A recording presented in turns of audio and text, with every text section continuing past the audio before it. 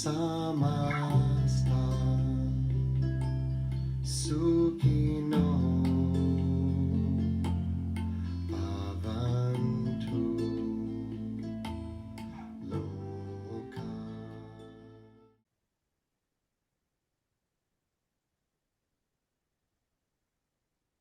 It's Thursday, April 17th, 2025, and this is our Mantra Yoga Zoom.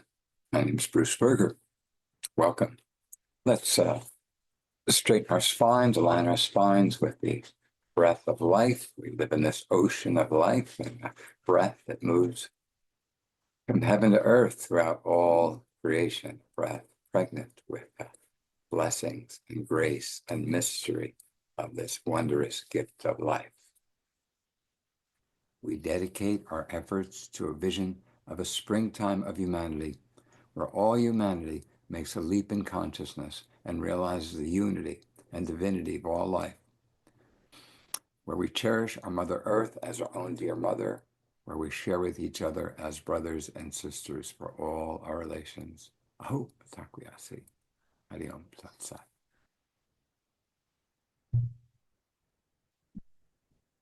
We're back practicing mantra yoga. As I've said before, mantra is often translated as words of power or words of liberation. What do we mean when we say words of liberation? In the wisdom of ancient India is based on a philosophy called Sankhya. Sankhya is revealed by a sage called Kapila. Kapila lived in about 1500 before the Common Era, 1500 BC. He was a Vedic sage, as he's credited as one of the founders of Samkhya school. Samkhya may have been older than that and was the fruit of a tradition that evolved to the documents that we call Sankhya. And Sankhya is considered to be the basis of all Oriental philosophy, the basis of Hinduism and Buddhism. And thus it was carried by Buddhism into China and Japan and Southeast Asia to become the basis of all Asian philosophy. And Sankhya is important, not merely because it's probably one of the oldest philosophical texts that we have on earth, but it's a purely rational explication of the dynamics through which consciousness manifests form. Sankhya is non-theistic. It doesn't simply say, and God created. There's no God in Sankhya. There's being, but it's non-theistic. It doesn't presuppose, it's not rooted, it's not based on a concept of God.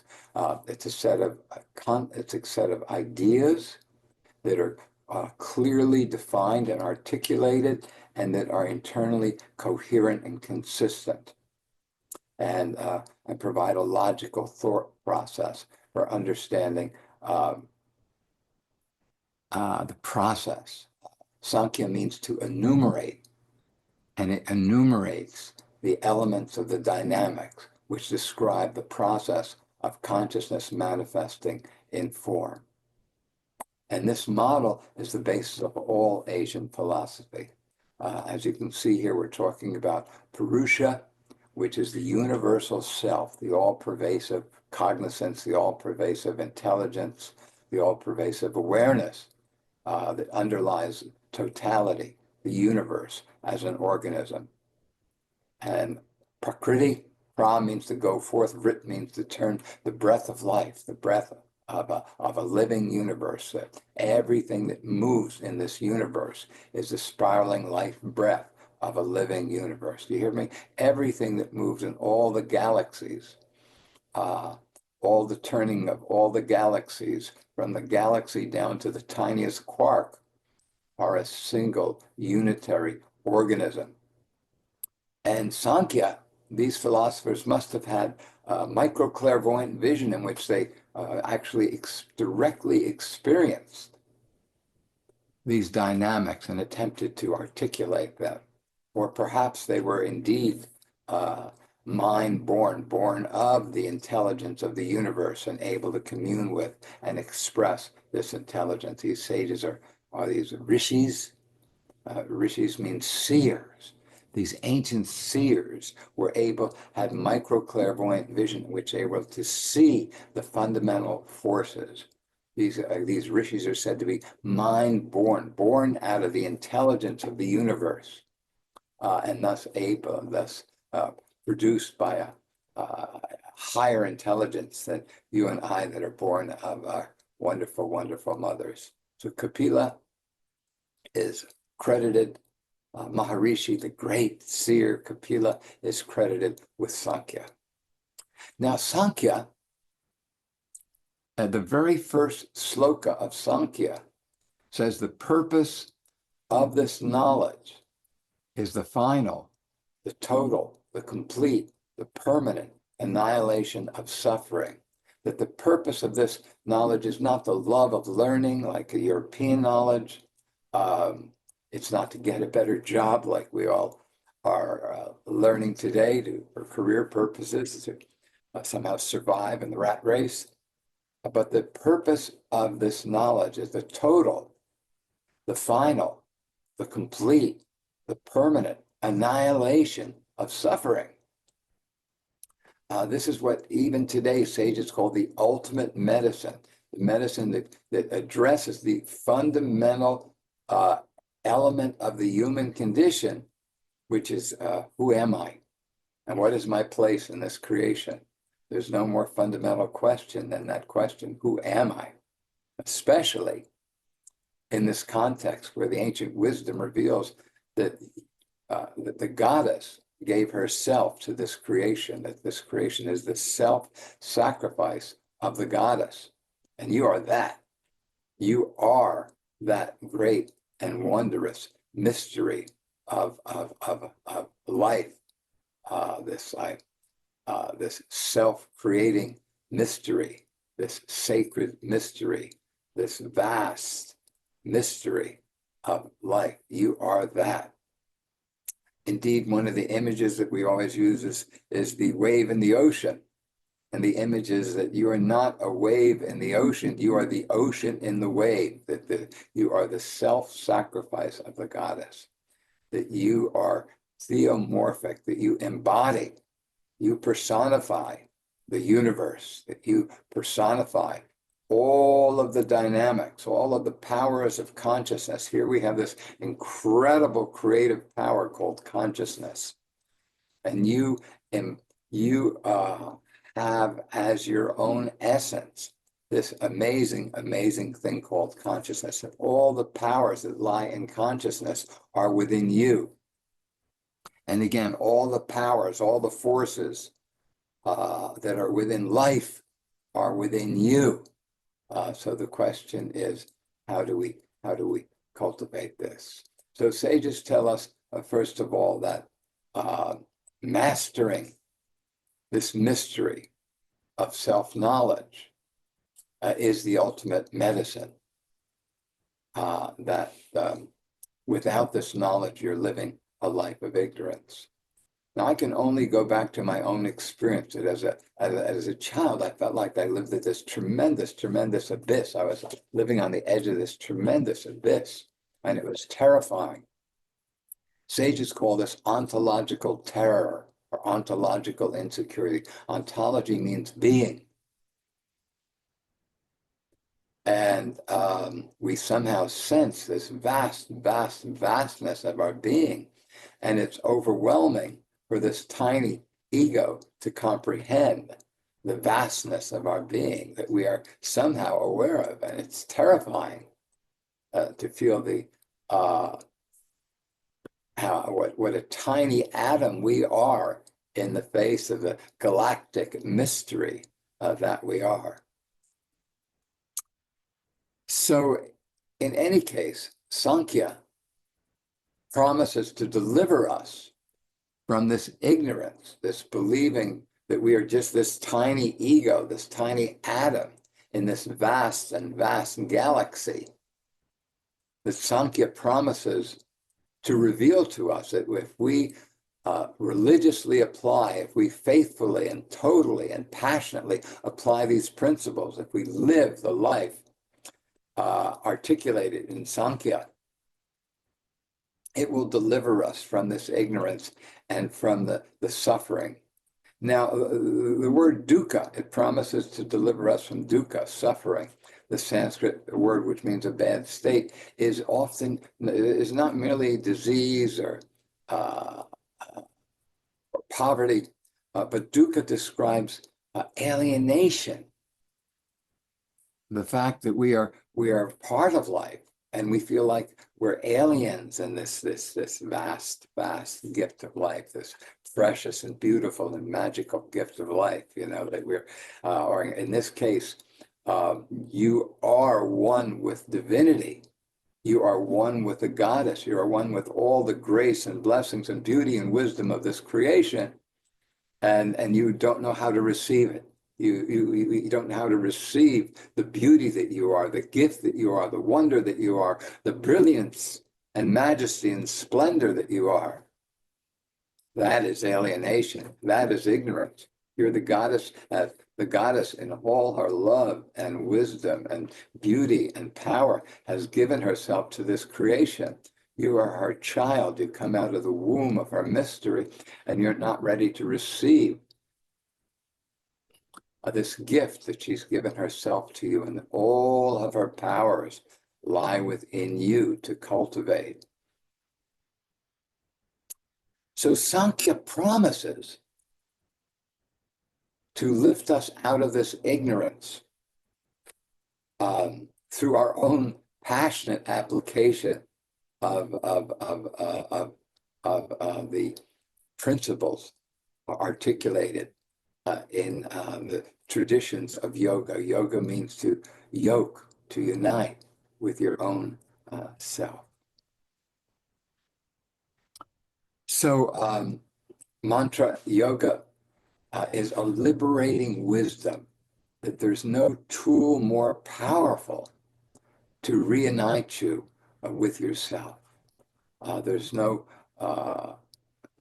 and as simple as mantra is, it's rooted in the most fundamental dynamics which underlie life and consciousness. In the wisdom revealed in Sankhya, we live in an ocean of life force. We live in an ocean of life force, like fish live in an ocean of life-giving water. We live in an ocean of life-giving prana, that we're just immersed in this ocean of divine intelligence. That this prana is the breath of the goddess, pregnant with all of her intelligence, pregnant with her infinite intelligence, her infinite creative intelligence. All of the powers that are in that creative intelligence are here in this prana. One of the most amazing things about Sankhya, a philosophy from 3,500 years ago, is it describes a holographic universe. That the energy of the universe is holographic, that every quark of this energy is theomorphic, that every quark of energy in this creation contains totality. Whoa, this is heavy shit. Every quark, every dimension, every aspect, every reflection of this mystery of consciousness is holographic.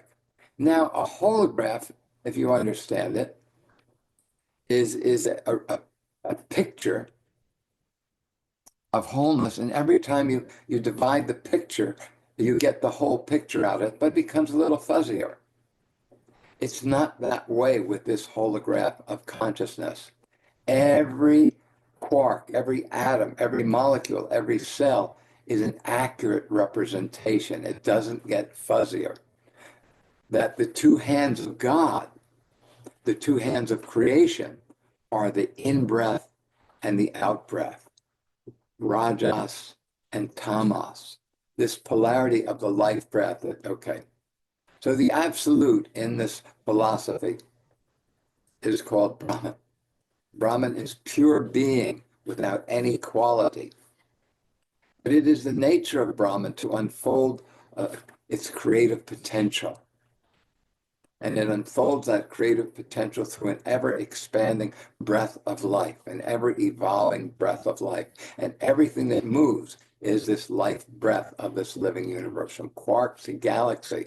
Everything is contained within the organism. And exactly the same way that the spiraling life breath has created and sustains every atom of your body, every atom, every molecule, every cell, every dimension of a process and structure that supports this body as a field of energy, or any vector of physiology or anatomy or psychology that you can imagine, is an epiphenomena of the spiraling life breath. It's created and sustained by this life breath.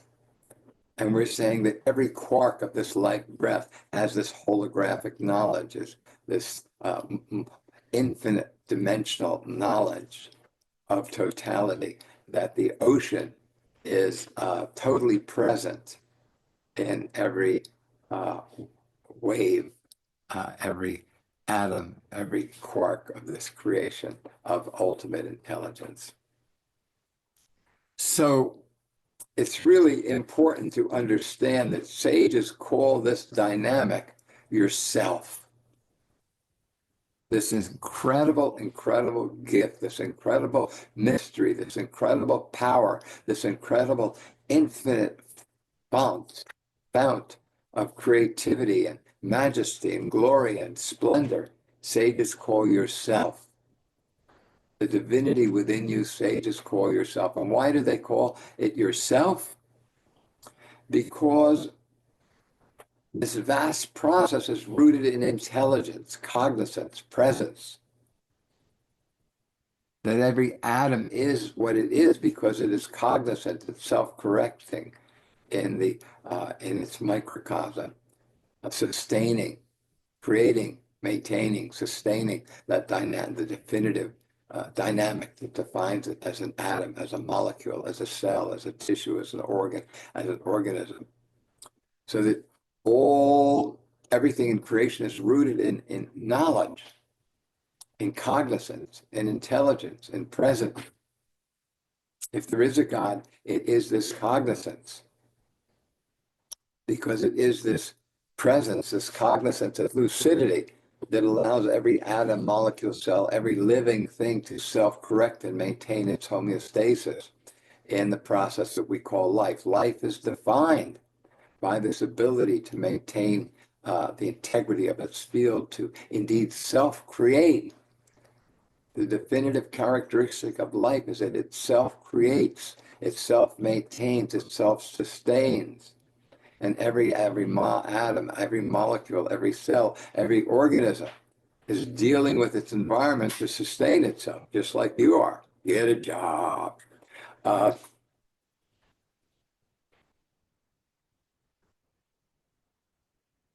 So this divine power, this awareness, this cognizance, this intelligence, this presence is the same presence that's in you as the cognizance that's trying to figure it all out right now, that's trying to make sense of what I'm raving about right now, that's trying to deal with your life and all the aspects of your life.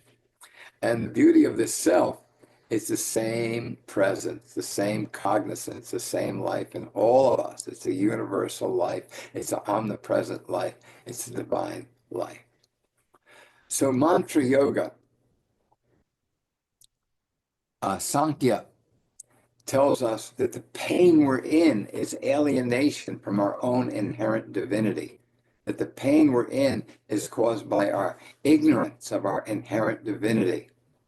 And that if we practice these different dynamics, these different, if we practice the way of life revealed to us in yoga, we will live a life of constant communion, which will raise up us up out of the ontological terror, the ontological insecurity, a disconnect from ontology as being, a disconnect from being, and a terrifying relationship to the abyss of the vastness of our being, into a state of union and bliss with our essential nature as Sat Chit Ananda. Sat being, Chit omniscience, Ananda ecstasy.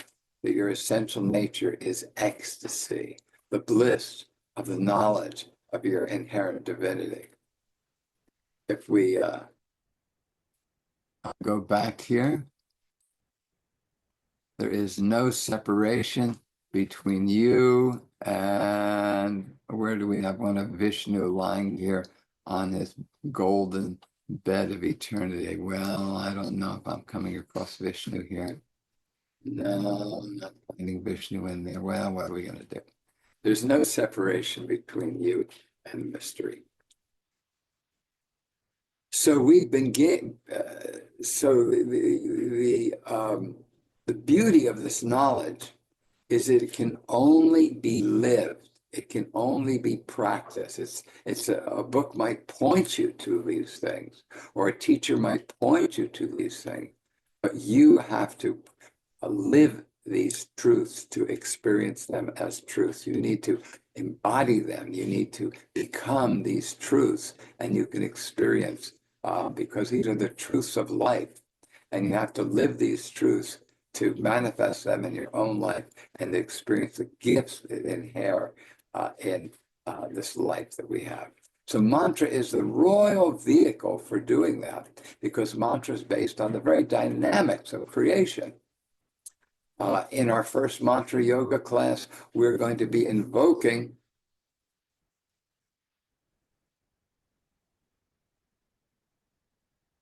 the goddess Sarasvati, essence of self, who's also called Vak Devi, the goddess of the holy word.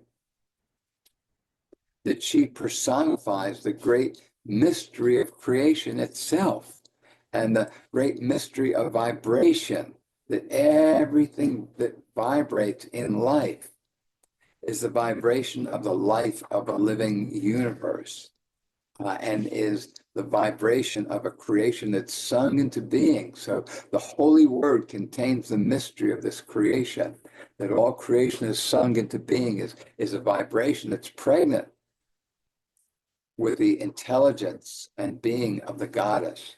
So your voice personifies this incredible gift, this incredible mystery. And this prana, this life force, contains all the powers, all the forces of this mystery. Again, the absolute is called Brahman, and the manifest dimension of the absolute unfolding its creative potency is called Brahma, which means an ever-evolving, ever-expanding breath of life. That everything that lives and moves is epiphenomena. Epiphenomena is something that appears to be something, but it's really something else. In this case, things appear to be solid, appear to be real, but they're really a play of consciousness, a play of divine intelligence. And all the changing of this incredible world is said to be a play of consciousness, a play of divine intelligence. Lila, the divine play. So the breath of life and the everything that moves is the unfolding and is the movement of this of the breath of life. That Brahma means an ever-evolving, ever-expanding breath of life. That everything that is part of the unitary universe, which is ever growing, ever evolving, ever expanding. as an expression of the creative potency of life. That the most fundamental quality of life is it's creative, that it's always unfolding its creative potency. And you are the cutting edge of the unfolding of the creative potential, of the creative potency of life. That each of us is the personification of an instant of the cosmos. And we embody that particular dharma, that particular place in creation, that particular aspect of the unfolding of the creative potency of the universal life. And your dharma, the place in this an infinite creation that you uphold, your dharma is to be you. And your dharma is to be totally present in this unique reflection of the cosmos that you are, that you're born when the earth is facing Taurus. You're the Toyota of humanity. Practical, you can do anything, you never break down. I'm the double earth sign, I know. Well, if you're born 2 hours later, 4 hours later, when the sun is in Cancer, you have a Cancer rising and you're a homebody. You're very sensitive. You're very vulnerable. You live in the realm of feelings. You're very high maintenance, very much the opposite, very watery, very emotional. You live in a much different dimension than your Taurian brethren and sisterin. So you personify, you are the signature of a moment in creation and the unfolding of that moment in the cycles of your life. And your dharma is to be deeply, deeply, fully present in your experience. So there is a tool that is based on the fundamental dynamics, the powers of creation and the deepest powers that you have been gifted with. And that tool is mantra yoga. There's no more efficacious process for cultivating union with your divinity.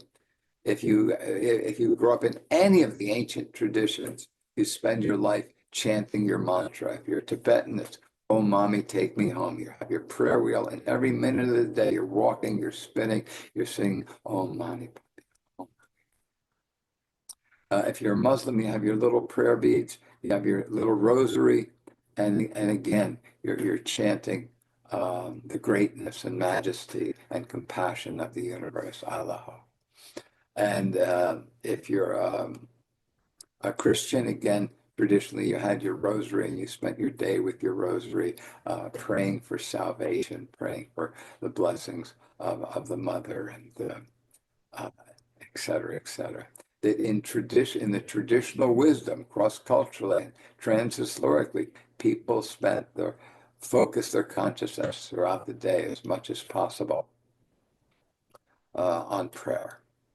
And indeed, if you go back to a culture like Bali, you find out not only when you're praying that every kind of work had a song,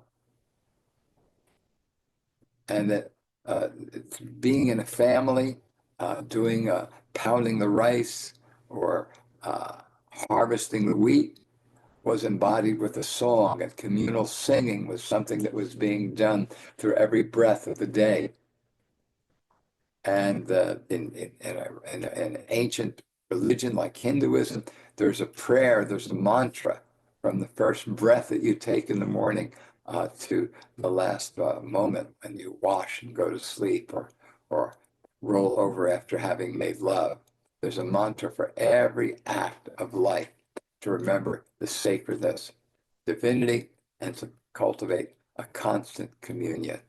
So mantra is the royal instrument for maintaining a constant communion with your inherent divinity. So the Shakti of Brahma, the power, the manifest power of Brahma, the breath of life, the all-pervasive, vibrating fields of life, the vehicles which are carrying this mysterious creative intelligence. The Shakti of Brahma is the goddess Saraswati. Saraswati has been translated as essence of self. So the essence of yourself is the goddess Saraswati. And the goddess Saraswati is a goddess of wisdom, a goddess of science, a goddess of art, a goddess of creativity.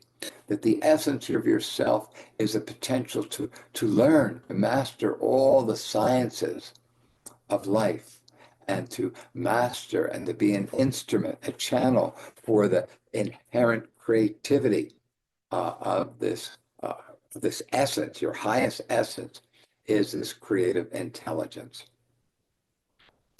And that wherever you, we're seeing the goddess, her vehicle is the swan or the goose. These uh, uh, tundra swans fly over India at the height of a jumbo jet, and the swan, the Paramahansa. Again, the Hansa is a play on words. So Hansa is a play on the breath. The swan uh, symbolizes the supreme principle, the most fundamental, the highest principle.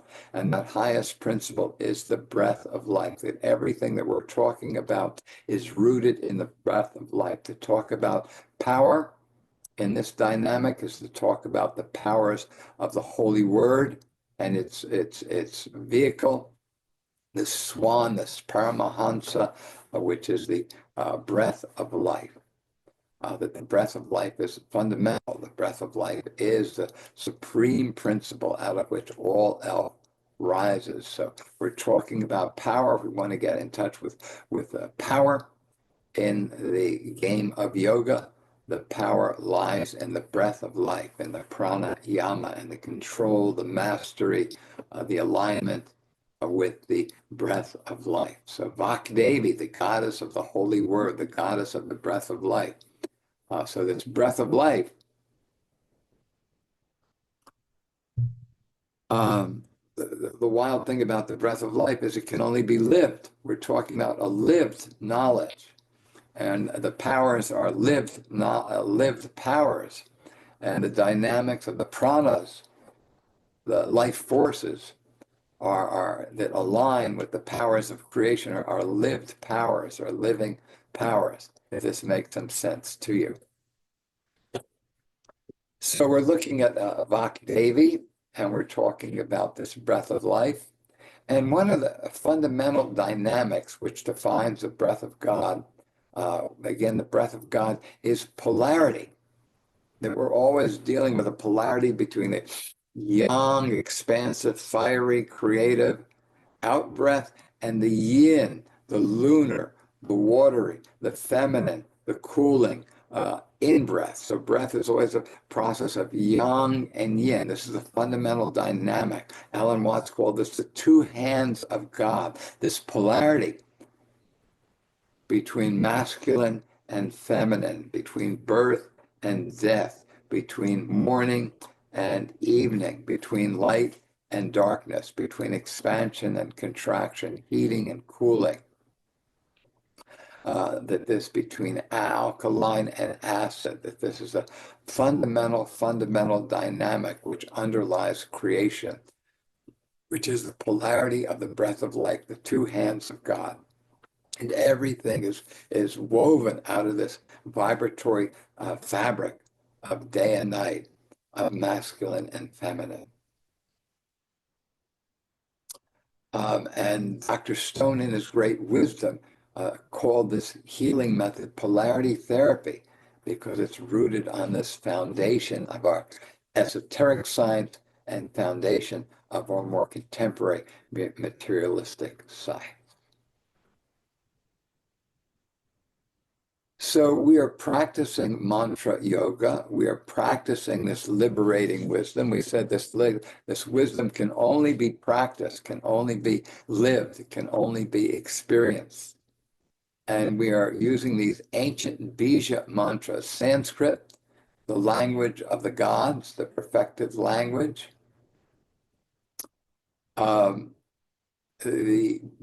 The utterances in Sanskrit are psychoactive. They create the states of consciousness that they describe. And Sanskrit utterances, the Sanskrit sounds, the aksharas, are eternal. They are the building blocks of creation. They are these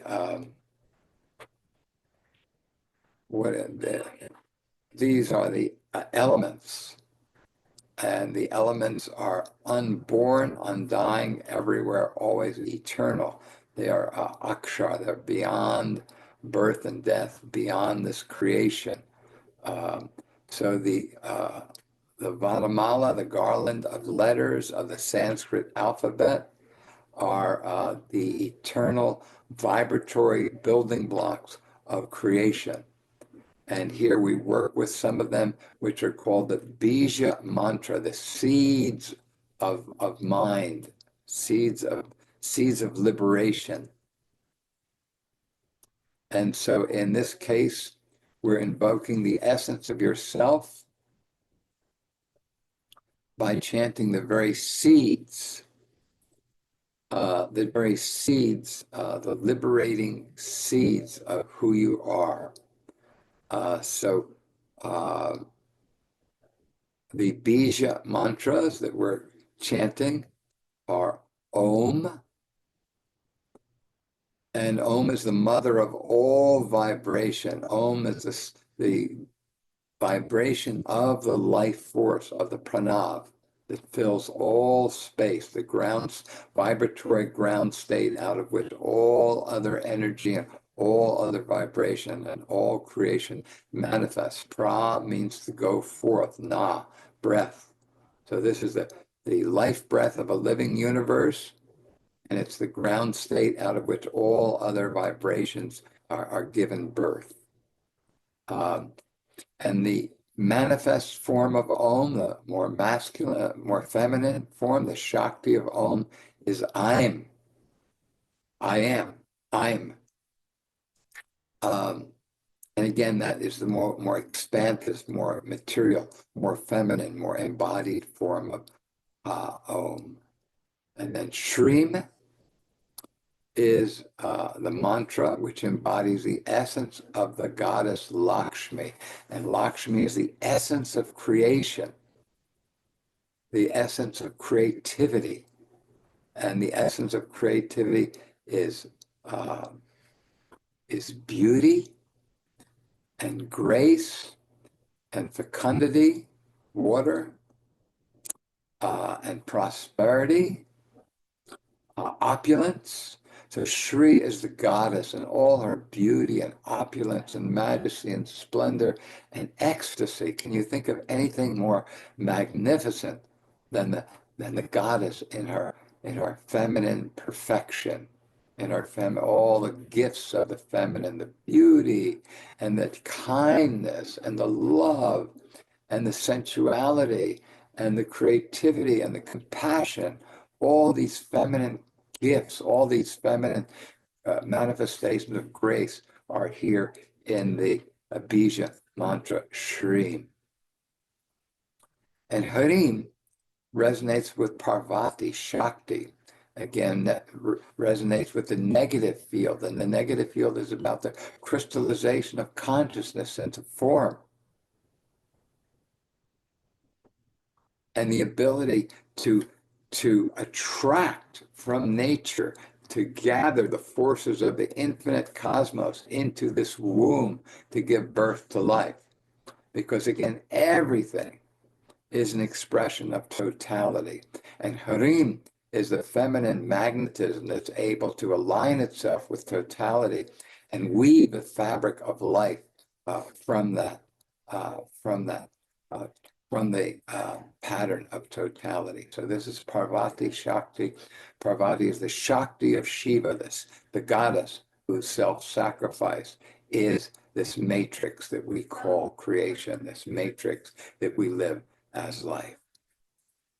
So we are deeply, deeply blessed to be able to chant this utterance, and to join in this body of revealed wisdom. Okay, this has been revealed from a higher dimension by these seer sages who say, who blessed us in their, like Vishwamitra is one of the rishis, the mind-born sage, and Vishwamitra means universal friend. So this is the knowledge from a universal friend. This is your dearest, dearest, most loving, kindest, wisest, compassionate friend who's given you this knowledge.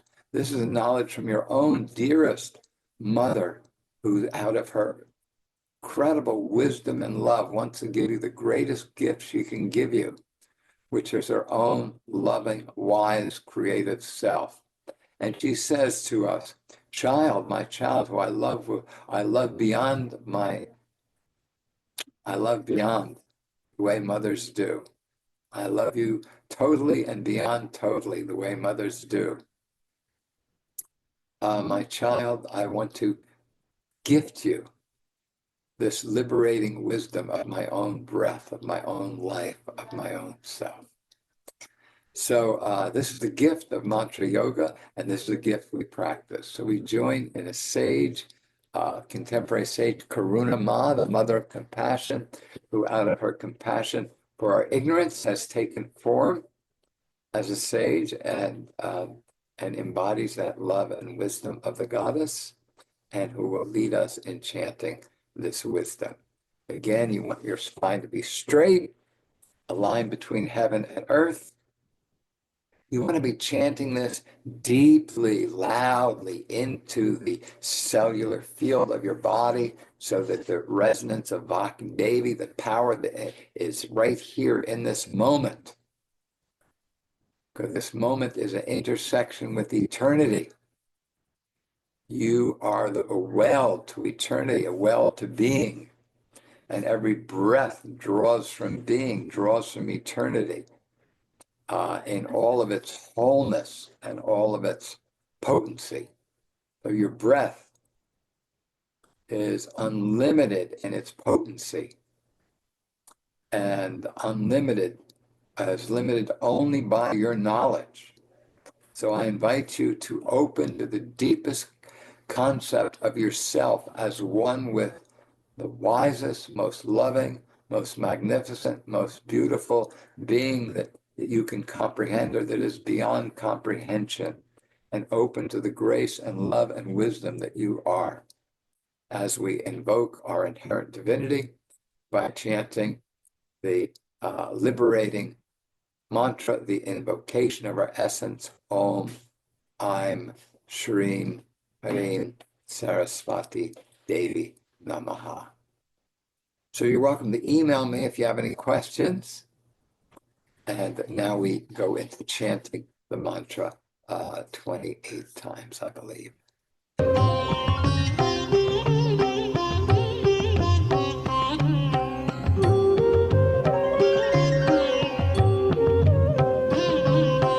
Om Aim Srim Hrim Saraswati Devi Namaha. Om Aim Shrim Hrim Saraswati Devi Namaha. Om Aim Srim Hrim Saraswati Devi Namaha. Om Aim Shrim Hrim Saraswati Devi Namaha.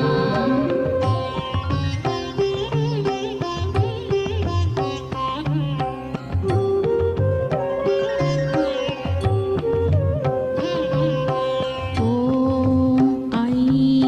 Srim Hrim Saraswati Devi Namaha.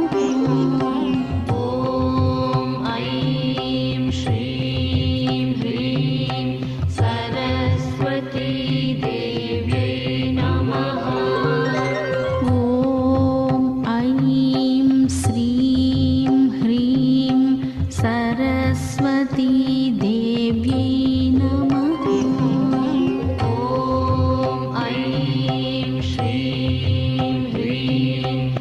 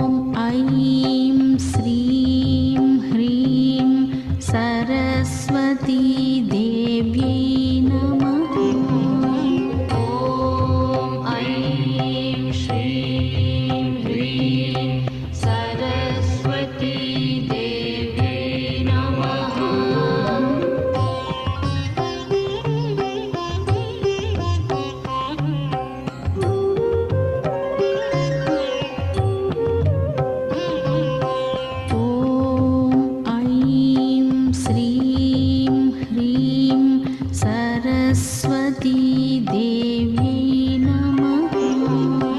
ॐ ऐं श्रीं ह्रीं सरस्वती देव्यै नमः। ॐ ऐं श्रीं ह्रीं सरस्वती देव्यै नमः। ॐ ऐं श्रीं ह्रीं सरस्वती देव्यै नमः।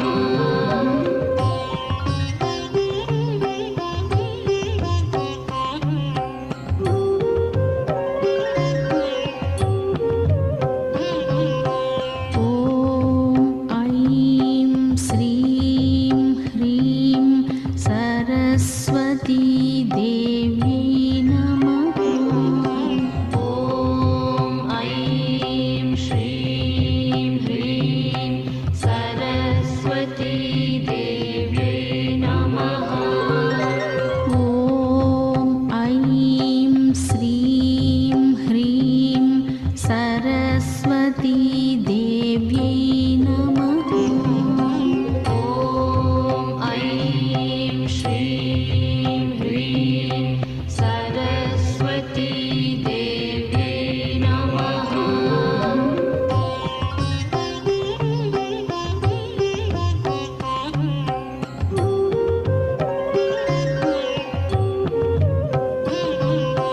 ॐ ऐं श्रीं ह्रीं सरस्वती देव्यै नमः। ॐ ऐं श्रीं ह्रीं सरस्वती देव्यै नमः। ॐ ऐं श्रीं ह्रीं सरस्वती देव्यै नमः। ॐ ऐं श्रीं ह्रीं सरस्वती देव्यै नमः।